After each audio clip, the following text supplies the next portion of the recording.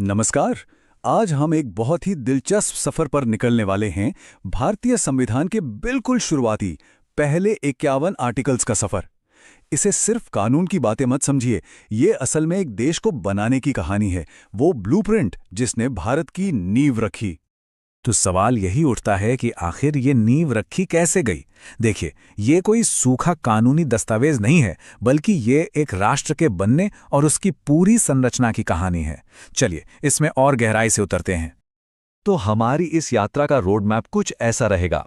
सबसे पहले देखेंगे भारत का नक्शा, फिर जानेंगे कि नागरिक कौन है, उसके बाद आएंगे हमारे मौलिक अधिकार और फिर राज्य के क्या लक्ष्य हैं, और आखिर में इन सब को एक साथ जोड़कर देखेंगे कि ये संविधान की आत्मा कैसे बनती है। तो चलिए पहले हिस्से से शुरू करते हैं। आर्टिकल्स 1 से 4 जो इस देश का मतलब हमारे देश का फिजिकल ब्लूप्रिंट तैयार करते हैं। इसे समझने का सबसे आसान तरीका है भारत को एक बहुत बड़ा घर मान लेना। और कोई भी घर बनाने का पहला कदम क्या होता है? उसकी जमीन और उसकी बाउंड्रीज तय करना। संविधान का पार्ट 1 ठीक यही काम करता है। और देखिए सबसे कमाल की बात क्या है, हमारे संविधान बनाने वालों ने इस पूरी प्रोसेस को कितना आसान रखा। आर्टिकल 1 वो तो घर का नाम बताता है, इंडिया दैट इज भारत। फिर आता है आर्टिकल 2 जो कहता है कि संसद चाहे तो नए कमरे मतलब नए राज्य जोड़ सकती है।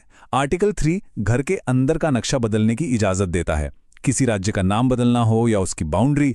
और आर्टिकल 4 तो ये साफ कर देता है कि इन सब बदलावों के लिए कोई बहुत बड़ा कॉन्स्टिट्यूशनल अमेंडमेंट नहीं चाहिए, एक सिंपल कानून से काम हो जाएगा। कितना प्रैक्टिकल है ना।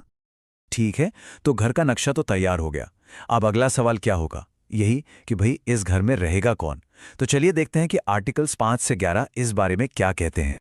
बिल्कुल, यही वो सवाल था जो संविधान बनाने वालों के सामने भी था।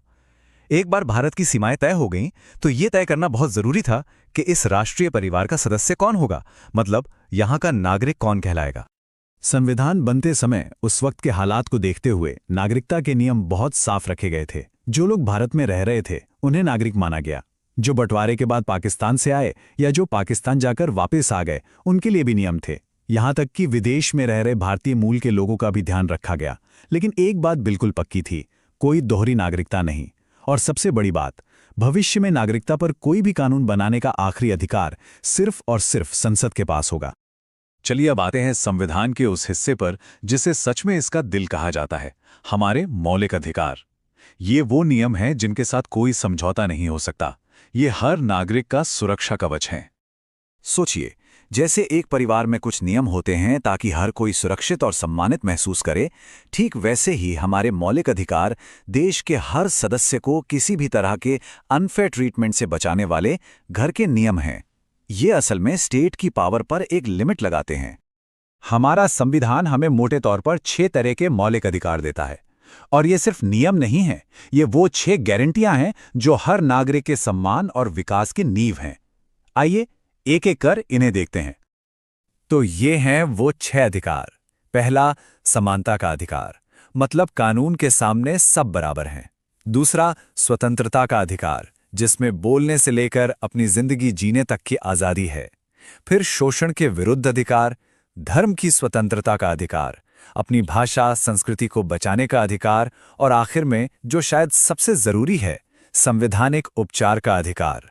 ये हमें पावर देता है कि अगर हमारे बाकी अधिकार छीने जाएं तो हम सीधे कोर्ट जा सकते हैं। और इसी की अहमियत को समझते हुए डॉक्टर B.R. अम्बेडकर ने आर्टिकल 32 को कुछ ऐसे ही नहीं, संविधान की आत्मा और उसका दिल कहा था। सोचिए जरा, क्यों?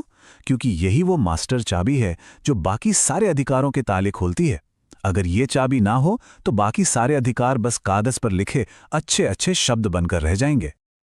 अच्छा, तो अब हमारे पास घर का नक्शा है, परिवार के सदस्य भी तय हो गए और घर के पक्के नियम भी बन गए। लेकिन कोई भी अच्छा परिवार सिर्फ नियमों से नहीं चलता, है ना? उसके कुछ सपने होते हैं, कुछ महत्वाकांक्षाएं होती हैं। तो चलिए संविधान के पार्ट 4 में जो हमें इन्हीं महत्वाकांक्षाओं का रास्ता दिखाता है। और ये महत्वाकांक्षाएं हैं राज्य के नीति निर्देशक तत्व या डायरेक्टिव प्रिंसिपल्स। ये वो साझा मूल्य हैं, वो लक्ष्य हैं जिन्हें देश को पाने की कोशिश करनी चाहिए। ये एक बेहतर भविष्य का गाइडेंस है। यहाँ पर मौलिक अधिकारों और निर्देशक तत्वों का फर्क समझना बहुत जरूरी है। ये हमारे संविधान के डिजाइन की खूबसूरती है। देखिए, मौलिक अधिकार तो कोर्ट में लागू कराए जा सकते हैं। ये बताते हैं कि सरकार क्या नहीं कर सकती। दूसरी तरफ निर्देशक तत्व कोर्ट में लागू नहीं होते, लेकिन वो सरकार को एक रास्ता दिखाते हैं कि उसे क्या करना चाहिए। ये सरकार के लिए एक नैतिक कंपस की तरह काम करते हैं। और ये लक्ष्य क्या हैं?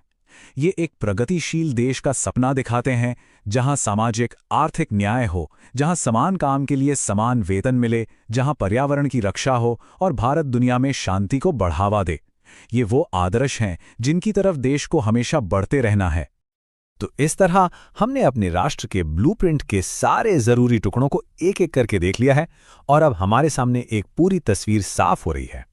अगर संक्षेप में कहें तो इन्हीं पहले 51 आर्टिकल्स में हमारे संविधान की असली आत्मा बसती है। आर्टिकल्स 1 से 4 ने भारत का नक्शा बनाया, 5 से 11 ने बताया कि नागरिक कौन है, 12 से 35 ने हमें हमारे मौलिक अधिकार दिए और 36 से 51 ने देश के लिए लक्ष्य तय किए। एक राष्ट्र का पूरा ब्लूप्रिंट। और ये सब समझने के बाद एक बहुत बड़ा सवाल हमारे सामने आकर खड़ा होता है कि 70 साल से भी ज्यादा पहले लिखे गए 51 आर्टिकल्स, ये फाउंडेशनल बातें आज भी हमारी जिंदगी को, हमारे समाज को, हमारी राजनीति को कैसे गाइड कर रही हैं? ये एक ऐसा सवाल है जो आज भी उतना ही, बल्कि शायद आज और भी ज्यादा जरूरी है।